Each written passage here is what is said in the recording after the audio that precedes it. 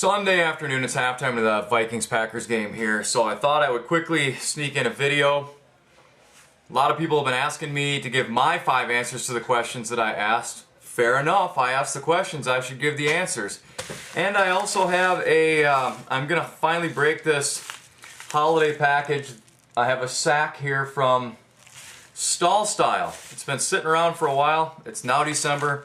I'm going to bust that holiday package. So, question number 1. Who would I like to spend some time with having lunch or dinner that is deceased? I really like reading biographies and autobiographies, historical people. I'm not going to go with a family member. I'll get to that in a bit. I couldn't make up my mind on just one, so I'm going to go with a list of people that I find fascinating that I would love to talk to. This guy right here, George Carlin, one of the funniest men ever to walk the face of the earth, and a personal favorite of mine. When will Jesus bring the pork chops? God, that guy cracks me up. He is so funny. Was. Nelson Mandela. Love to talk to him. Get into his mind, find out what he's gone through. Probably number 1 on my list, and I researched, studied, wrote about this person in college long before this movie came out, long before anyone started talking about him. This is one of my favorite books, Lincoln on Leadership. Really talks about what kind of man he was, a lot of his principles, how he spent 90% of his time out of the Oval Office and in the trenches with his people. What a storyteller he was. Loved to have a couple hours just to pick his brain. And last but not least, this lunatic.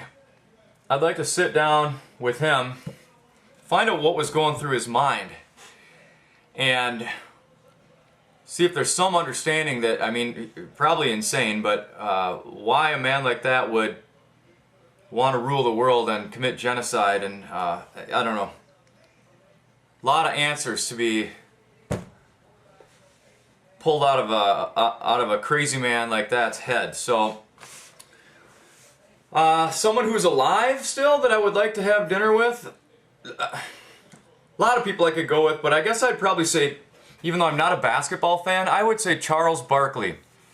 The reason why is the man speaks his mind. He says what he wants to say, and he doesn't care what anyone else thinks. And I really admire that about him or anyone else like that. He's an outside-the-box thinker, and I am too. My wife, Mrs. Sevens, often says I don't have a filter. I think life is too short to beat around the bush and to be careful that you might offend other people's frailties. So be who you are, say what's on your mind, say what you think. If someone else is offended by it, that's too bad. You know, they don't have to be my friend. If somebody's offended by what I say or doesn't like how I say things, tough shit, don't be my friend. If you can't handle how I say things, you can eat the corn out of my shit. Okay, number 3. A YouTuber that I would like to bring back. A lot of people have already talked about Techno Bailey, which is great. We'd love to have Alan back, but I'm gonna go with John Case, even though he's still around. He just doesn't make any videos. Case3223, Matty D Nuts, which I really miss him, and at the top of the list, I'm gonna say Starvin' Marvin. I think his number was 0319. Starvin' Marvin's a really nice guy. I'm not sure he had some problems why he went away, never came back, but yeah, those are my 3. Who influenced me as a kid? This is going to be an interesting one going the other direction. Who influenced me? I'm going to say my mom and dad, but for not the same reasons that most of you will say. My mom and dad, I don't want to get into too much dirty laundry here, did not have an ounce of love for each other growing up. They were pretty abusive people to each other, and we took the brunt of that as kids. And I remember one day when I was 12 years old sitting in my bedroom by my record player, old, thinking I never want to grow up and be like either one of them as far as how they treated each other and other people. And that was really a driving influence for me, and then other people came along the way, I guess, and So we'll leave it at that. Who inspires me now? This is a tough question for me because I've always been a self-starter and I motivate myself. Reaching goals really inspires me.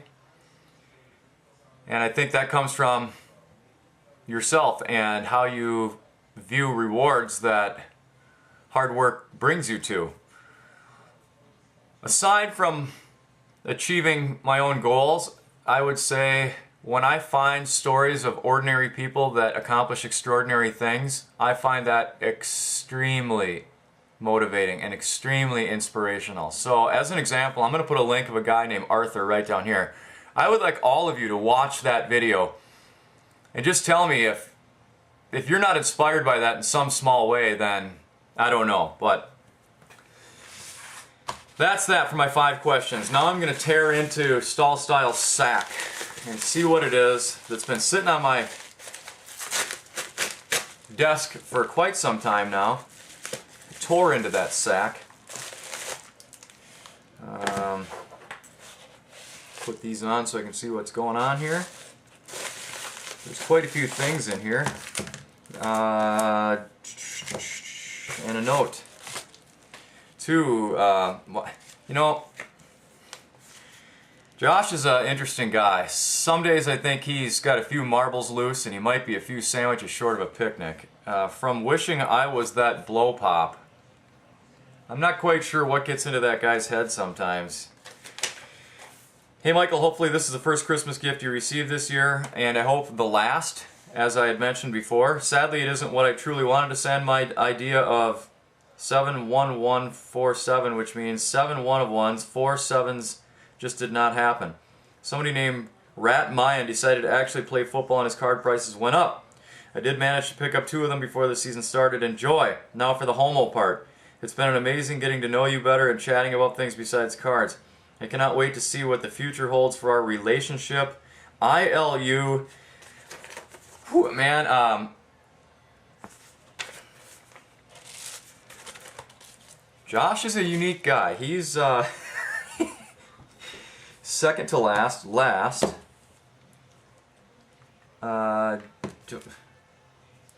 Okay. Nolan Ryan PC, just a base, but how can you beat a card of Nolan as a cattle rancher?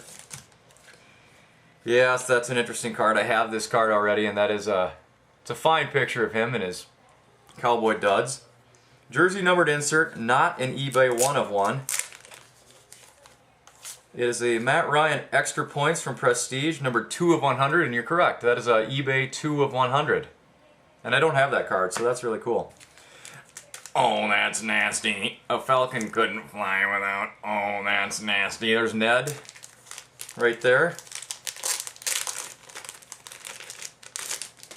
And we have... Oh, that is nasty. That is super nasty.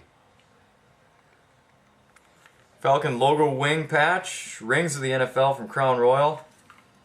That is numbered, again, 2 of 50. Excellent job on the numbering there. That is a really awesome card. Love it. That alone would have been enough. Holy buckets. Second to last. Ooh, shiny it says on there.